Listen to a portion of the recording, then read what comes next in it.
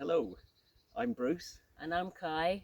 and we've been woofing, volunteering on farms for nearly 2 years now. When we got to our 50s, we decided to quit our jobs. Our kids had grown up, and so we left our home near Newcastle, and we've been woofing in Central and South America and also in the UK. And in parts of Europe.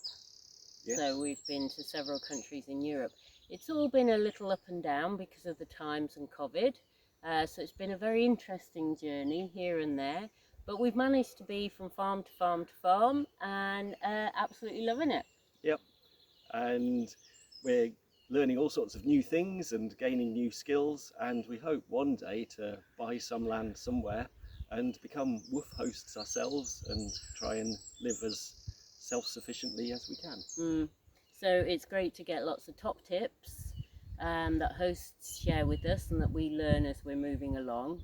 The other great thing is we get lots of, oh, we tried it this way, don't do it that way. So we get lots of, don't do it like that, we've learned our lesson. So hopefully we're accruing more and more knowledge as we go.